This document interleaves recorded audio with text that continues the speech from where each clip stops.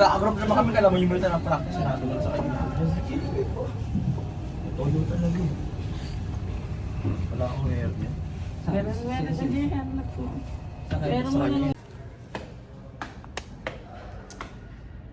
Nandito ako ngayon guys, kikinig sa music. Hindi muna ako masyado nag-documentary. Medyo sarili ko muna. Pero ito, mag-montage lang ako habang nakikinig sa music.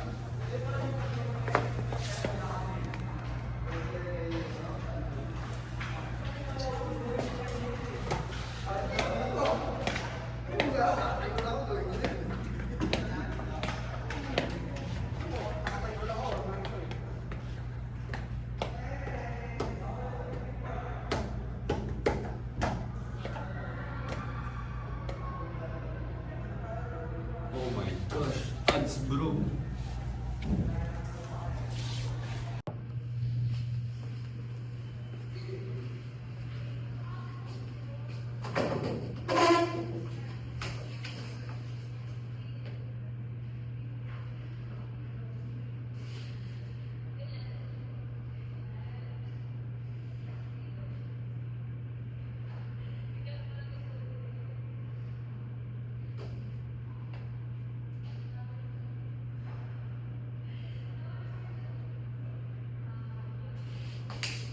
Tiyaga lang ads to. Tuwing magre-record ako guys, laging may ads, what the frick.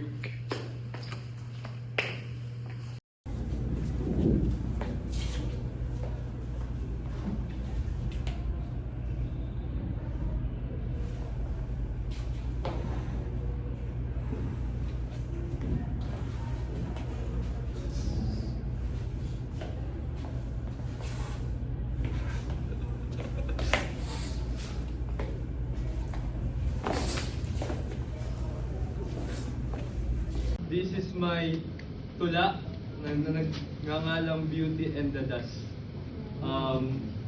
It's been a long time coming. Fresh new tires, I'm still running. There's a few things I'm overcoming. Through winding highway that keeps me learning. Storms may rise, yet I keep steering. Past the doubts that once were nearing. Every mile, my vision's clearing. A stronger heart is slowly appearing. And even though life is a highway, I push through the storm, no time to sway.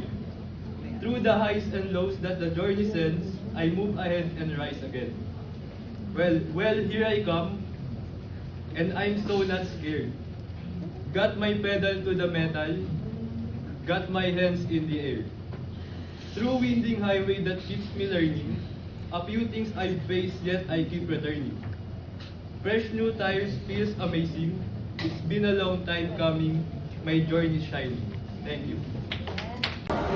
So halos 5 minutes, 3 minutes later lang guys, after niya mag-present. Naka-video na ako ngayon. Yung IC. Ano yun?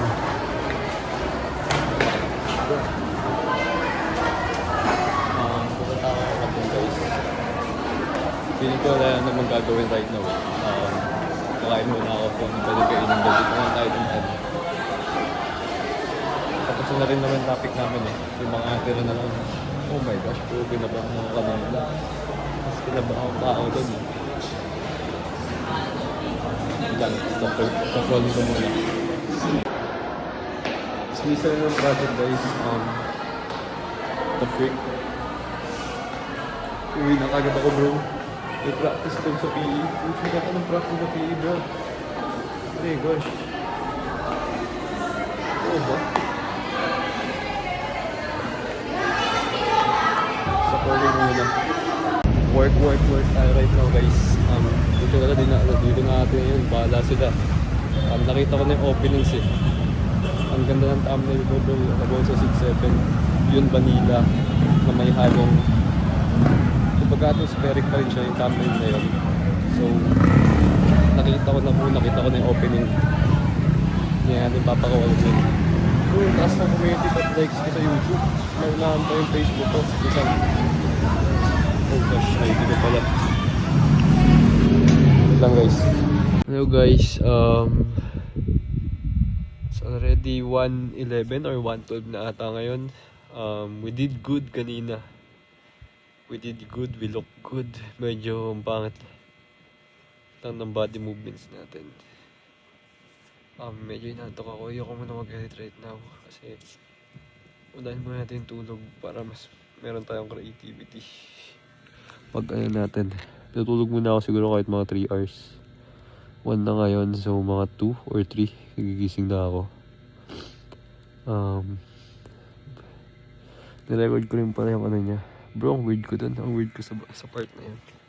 Pero di ko pa post yun guys. Hindi ko siya sasama sa documentary kasi privacy niyo yun eh. Bro, what the freak. Pakulong pa ako niya, di ba? Pero kahit na, privacy yun guys eh. Dapat tayo lang yun nandito sa documentary na to. Nagulat ako sa ano niya eh.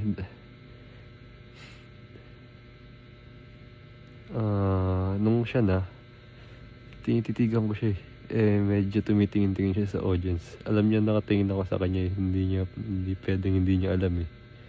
So ako, hindi na lang ako tumingin sa kanya. Tumingin na lang ako sa baba ko.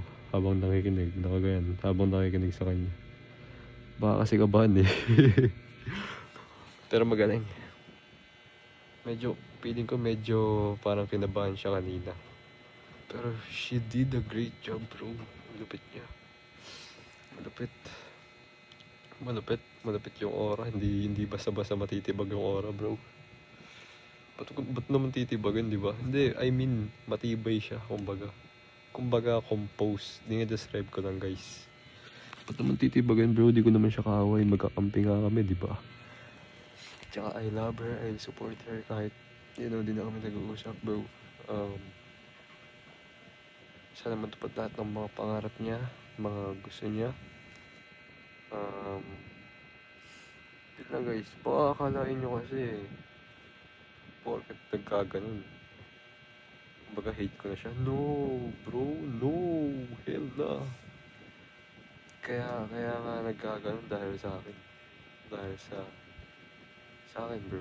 Sa akin naman talaga punot dulo nun eh. Ayun lang guys. Hindi ko alam eh. May practice dance daw kanina. PE dance. Pero wala naman sinabi PE dance. Pininabi mo PE dance.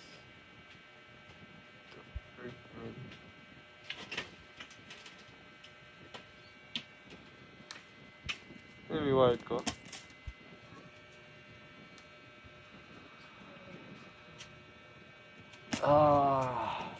Ayun, headset ko pala, nasa baba rin nata. Patabi na lang. Nandito na.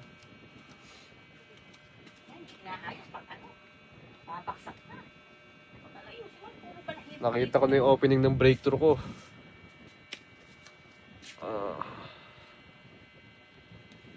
Yun yung breakthrough ko, yung 6-7. Ano pa ba guys?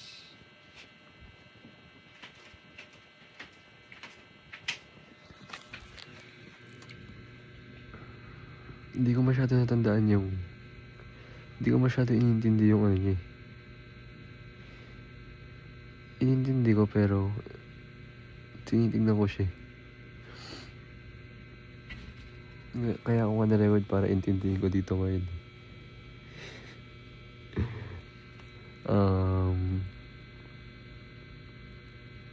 Baka may meaning eh, di ba? Pero sabi niya sa dulo, I see. Alam mo yung mga...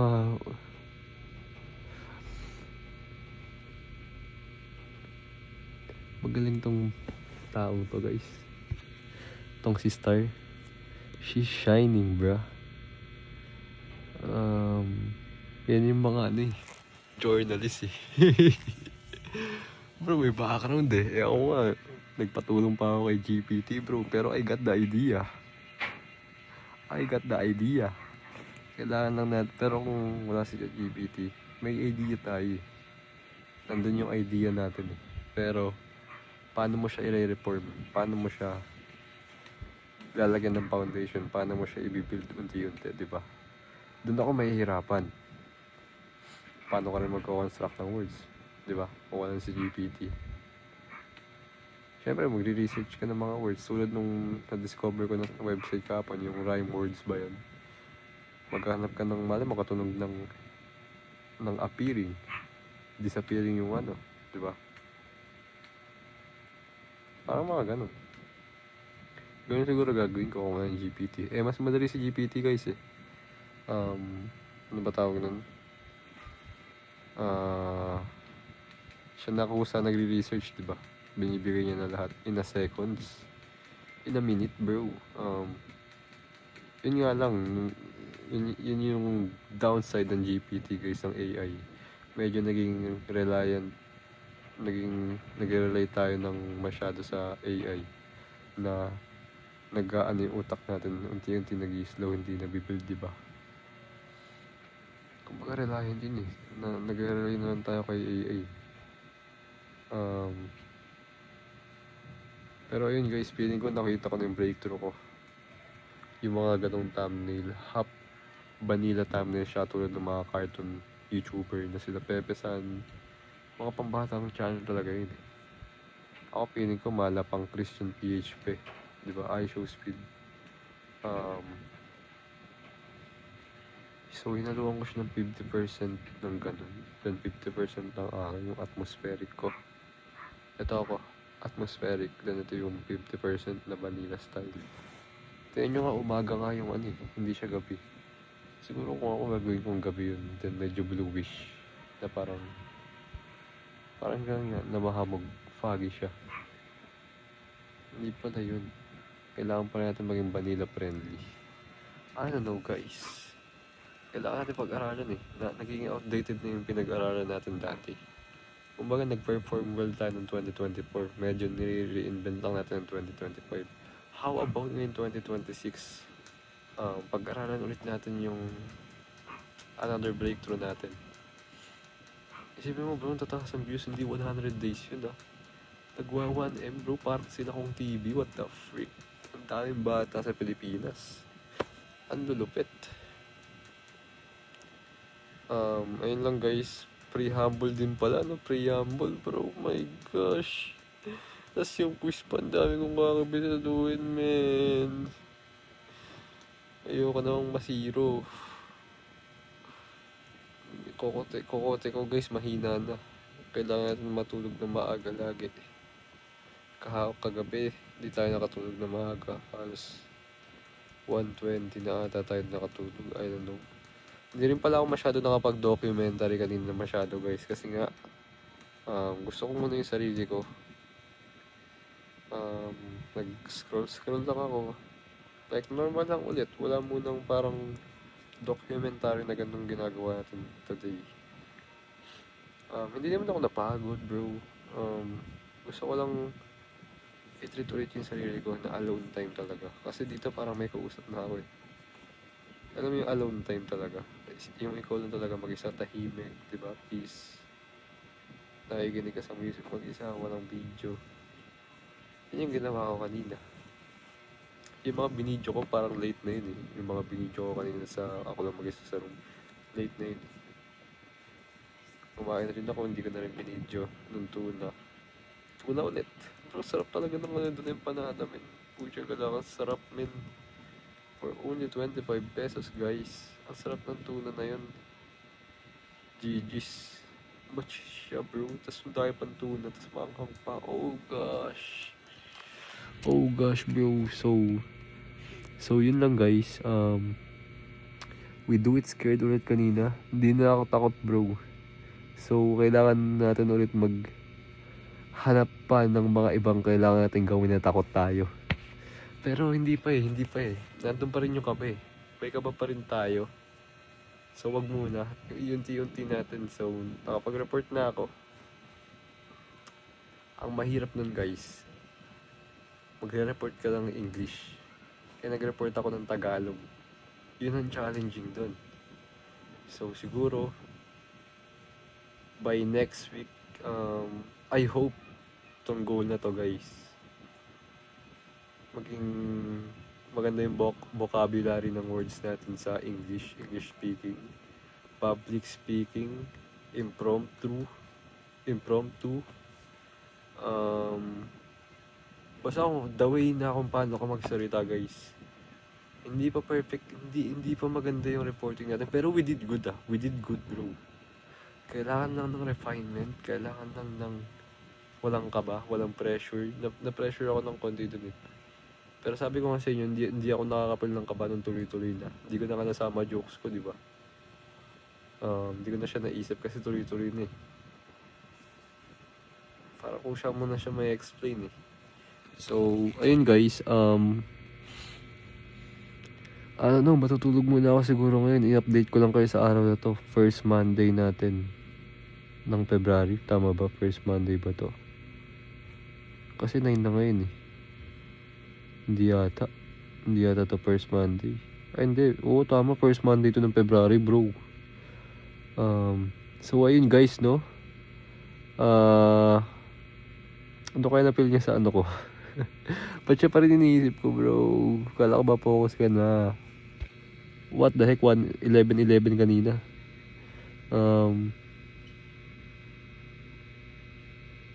Yun lang guys. Bye-bye. And remember, wala kayong reason para mag-back out kasi ginawa ko yung dapat kong gawin. Kaya kayo naman dapat. We do it freaking scared, bro. Bye-bye. Matutulog na ako. Sana mapaginipan ko siya. Joke lang. Bye-bye. Joke lang talaga yun guys. Joke lang. Yun lang. Bye-bye. I love you all. We do it scared, ah. Remember. Hey guys, so it's 3:22. Gising ko lang. So fresh pa utak ko. Sabihin ko na agad lahat ng paganipan ko. Paganipan ko nga siya. So no.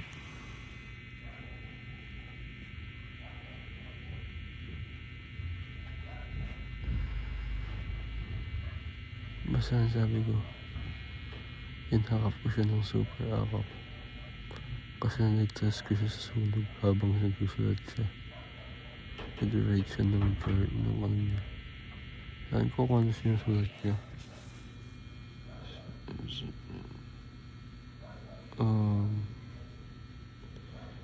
Sabi niya sa akin, mukhang ikaw lang talaga kailangan ko. Mukhang ikaw lang talaga kailangan ko. Yun na tayo. Ewan ko, parang may mga kapangyarihan kami sa mundong yun. Nagsulat kasi siya, diba? Parang nilanggaling yung apoy sa sulat niya. Ano na eh? Medyo ano yung panaginip ko, medyo... Kaya ako akala ko parang totoo. I don't know eh. Siya, di pa rin siya umaalis dun sa pwestong yun. Para kami nasa desierto guys. Na nagka-camping. May mga iba-ibang kasama rin kami. Siya nagsusulat. Unti-unti umano yung apoy. May apoy siya sa ulo. Sa katawan wala pa. Ako pinasok ko. Naligtas ko siya. Tapos naligtas ko siya. Nagsusulat pa rin. Naligtas ko siya. Ako pakap ko pa rin. Tapos parang after nun, yun, sinabi niya na yung ano, parang ikaw lang talaga yung kailangan. What the freak, man? Hindi naman totoong panaginip guys eh. Pero bakit ganun? Super metaphor ng panaginip ko. Kaya kasi sinabi ko kaagad eh.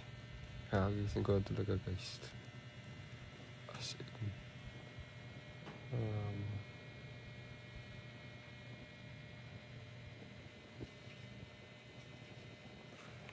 Masa ka lang cries ka na bro. Tatanong ko nga sa kanya to. Ano eh. Pero pinig ko weird to itanong. Kahit mag-close na kayo. Hindi. I don't know bro. Siguro kung close na kami, yung may relationship na kami. Pero yan lang guys. Oh shoot.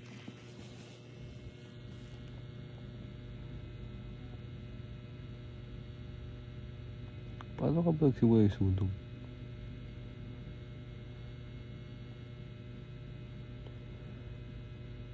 Basta guys, nakaupo lang talaga siya. Sulat lang siya, sulat, lock in. Kahit may sunog, kahit nasusunog na yung ulo niya. Ewan ko ba't yung katawan hindi.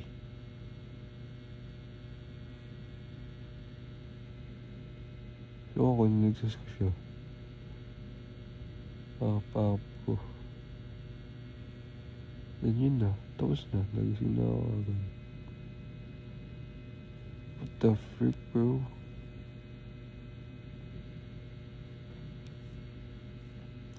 Nakasabi ko lang kanina na na saan naman po hindi ko siya nangyari nga. What the frick, man? So yun lang guys, pili ko babangon na ako. Medyo okay na ako. Edit na ako, bro. Lock in kung lock in. Bye. May preamble pa ako bukas. Ay hindi, Tuesday bukas eh. Basta bro, dami natin gagawin. What the frick? Bro, nare-realize ko lang din pala. Hindi pa tumutunog yung alarm clock ko guys ha. 3:30 pa lang bro. 3:29 sakto. 3:30. Hindi pa tumutunog yung alarm clock ko bro. Kung saan ako nagising. After nung pangyayaring yun, nagtas ko siya nang inaka po siya after yung mga sabihin niya yun na kulang talaga kulang ko. What the frick, man? Ang cringe. Ang cringe na panaginip ko, ang cringe ng thoughts ko. What the frick? Nagising talaga ako kagad eh. Hindi ko na pala kailangan ng alarm clock. Siya lang pala ang alarm clock ko. Joke lang. Ayun guys. Sinabi ko lang din. Mag-edit na ako. Bye-bye.